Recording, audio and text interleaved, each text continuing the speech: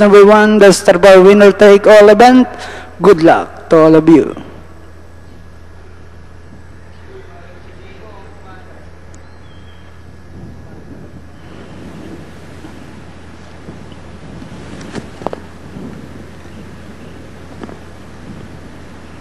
Stand by.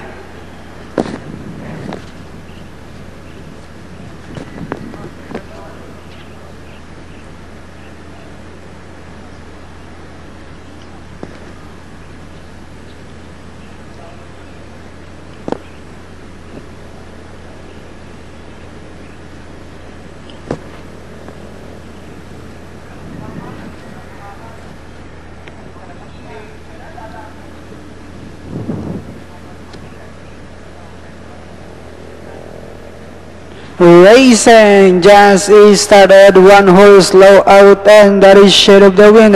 There's a spell, jockey J.B. Sarad on top of 4 Starborn, left unseated, passing by the judge stand for the first time. We have Sun King, followed closely by Decent Proposal in second. Happy Smile comes next, while Shade of the Wind is the early trailer. Run going along for the first turn. We have Sun King, Decent Proposal in second. Happy Smile is down in third, while Shade of the Wind is still running at the tail of the field. Half mile distance they traveled. We have Sun King by about 4 lengths. Decent Proposal in second. Happy Smile is down in third, while Shade of the Wind still racing in fourth.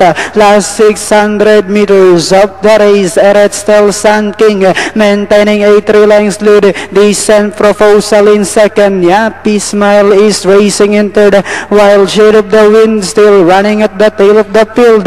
Another part turn, we have Sun King maintaining a 3 lengths lead. Decent Proposal still in second. Happy Smile comes next, while Shade of the Wind is still running at the tail of the field as they swing for home. Sun King by a length anyhow, about to throw the challenge now on the outside is Decent Proposal with about 100 meters of the race. It's still Sun King, followed by Decent Proposal in second, and finally it's Sun King, Decent Proposal third, Happy Smile, then comes Shade of the Wind.